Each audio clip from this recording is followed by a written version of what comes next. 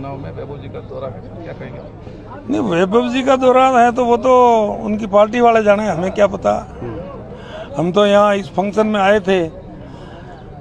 स्वर्गीय रत्नाराम जी से बहुत पुराना रिश्ता है, परिवार की तरह है, और उनके याद में इनके सुपुत्रों ने और इनके सपोत्रों ने सबने मिलकर के एक भव्य मंदिर बनवाया है। उसका उद्घाटन समारोह था। उस खुशी में शामिल होने के लिए हम और भाई दानाराम जी भी आए। लोम्बाराम जी को भारतीय जनता पार्टी ने टिकट दिया जालोर सिरू संसदीय सीट पर, क्या कहोगे? बिल्कुल दिया है।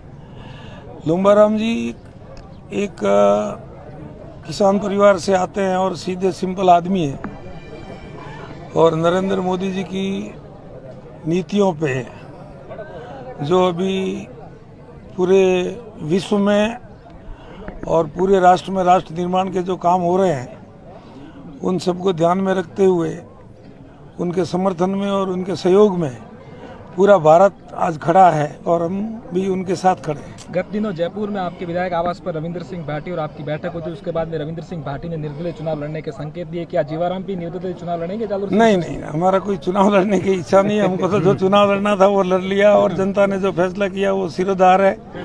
हम तो उनके आशीर्वाद से जो सेवा का मौका दिया है उस काम में हम व्यस्त है, और हमारे माननीय लोकप्रिय प्रधानमंत्री जी की नीतियों का समर्थन करते हुए उनके साथ खड़े रहेंगे। जब से विधानसभा चुनाव संपन्न हुए उसके बाद में आप दिल्ली और जयपुर के लगातार चक्कर लगा रहे थे और देवजी पटेल के विरोध कर रहे थे। उसके बाद में देवजी पटेल का टिकट काटा, क्या कहोगे? नहीं, वो तो जो उस समय का जो तकाजा था, समय की जो मांग थी, उसके अनुरूप सारा कार्यक्रम हुआ, और जो हुआ वो अच्छा हुआ।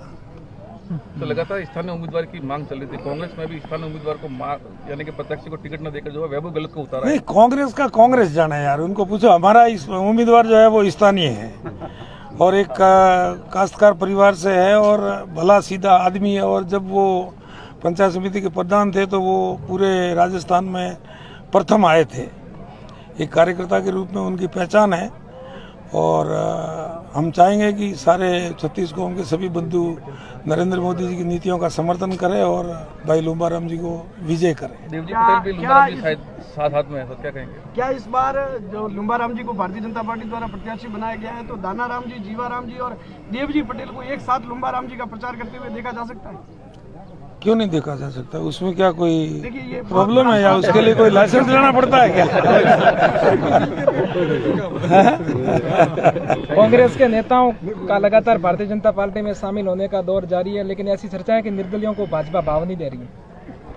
वो तो समय बताएगा भाजपा भाव दे रही है कि नहीं दे रही है।